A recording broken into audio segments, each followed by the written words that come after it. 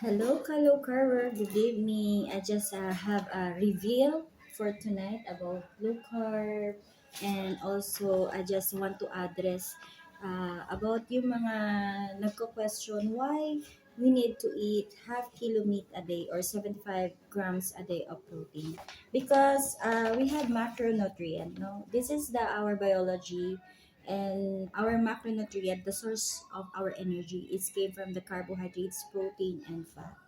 So if we have sick, actually, I just a little simple explain to you about the carbohydrate is source of glucose, and glucose is uh, inflammation, and all disease came from the glucose, starchy food, or fructose because this is source of the carbs, vegetable and fruit. So you need to know about what is low carb fruits and high carb fruits, and high carb vegetable and low carb vegetable. Actually, it's very simple. All vegetable above the land is low carb, and below the land is high carbs. That's it. And for the low carb vegetable is coconut meat, avocado, berries, lemon, watermelon, melon, and coconut meat. Yes. And we need to know our protein. This is amino acid. This is muscle blocks of our body. If you eat half kilo meat a day, it depends of your BMI. Of course, for me, I'm 70, um, 5'2". So my BMI need also 58 kilo, and also I need 75 grams a day, like almost half kilo. And if you are taller, you need more eat. Um, Pag nagugutom ka, you can eat high protein and high fat. Magsisignal naman yung katawan mo, if busog ka na. If you will full, you will feel, they will signal because the source of the protein is maintenance acid balance, repairing maintenance of tissue, hair, skin, eye, muscle, and organ, hormonal production, transport of molecules as hemoglobin, messenger transit signal, and coordinate biological process, and also antibodies and source of amino acid and muscle blocks. So, why we not eat the protein? Ano-ano pa yung mga protein? Beef, mutton, pork, chicken, fish, seafood, eggs. And that's why 75 lang. Because one egg is only 6 gram. We need 75. Depende pa yun kung gaano kakalaki. And then, we need high fat. No? Fat like avocado, the meat of the fat of the meat, that is good fat. That is a collagen, that is get minerals and vitamins A, D, E, K. And that is fatty acid. So like good fat, papalitan nyo lang naman yung mga cooking oil nyo. You need to change your oil from good fat. So that is butter, olive oil, ghee. Ghee is a butter. Talof. Talof is from fat of the beef and mutton. And lard is the fat of the pork.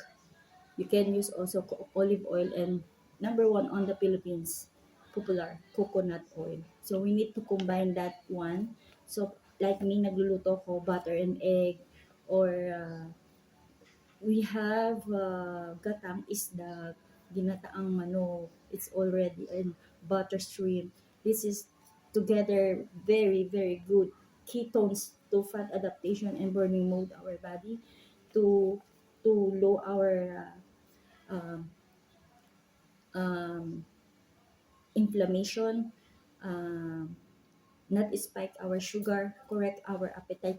Because if you address this one healing, if you have disease, hypertension, diabetes, cancer, autoimmune disease, fatty acid, these two energy source is give you help your body to low your insulin resistance. So we need that to know. And they have low carb international food, no? We need to know this, and this is the moderation. Nandito na po lahat ng needs ng pagkain natin, na mamimili ka lang.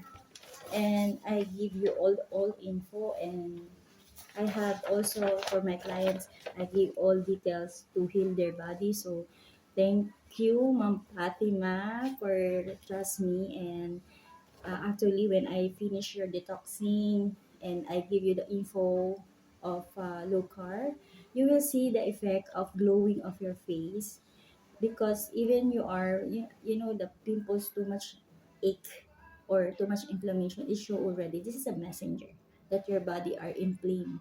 You need to know this low carb to heal your body properly.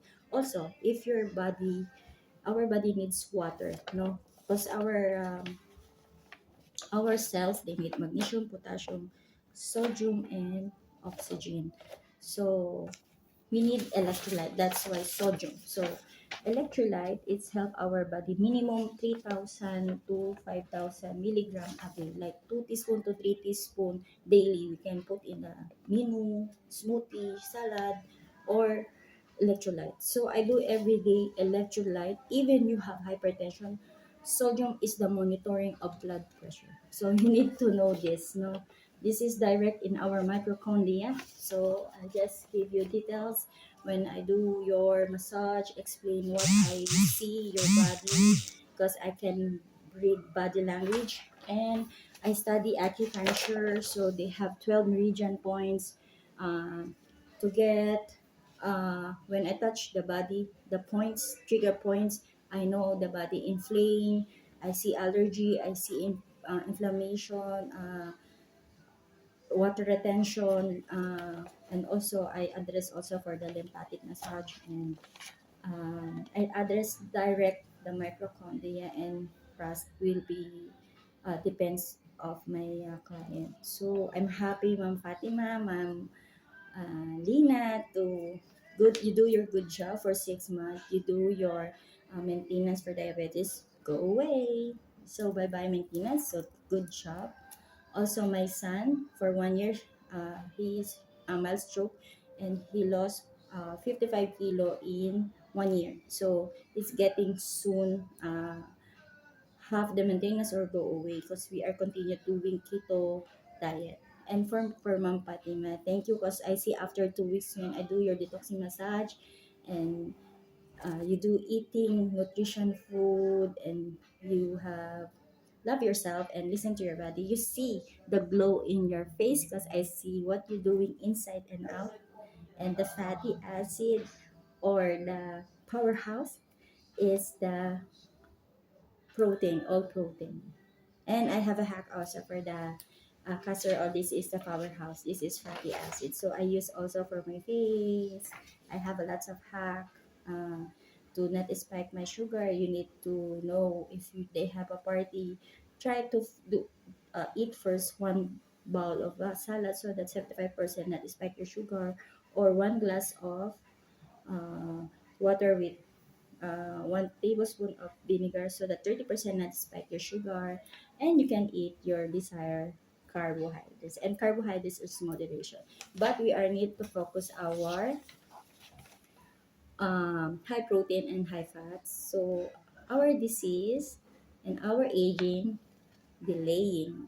That's our goal. You know, I'm 47 years old, and I lose weight like 20 to 30 kilo. I lose my molar pregnancy. I'm not going to chemotherapy for 7 weeks. I heal my body, and also I delay my aging. I correct my appetite. I feel balanced, and I'm happy because this is my new birth month. So I just want to tell you, to help you if you want to uh, really need help. Stay low carb and always safe. Okay? See you again for April. Good night, everyone.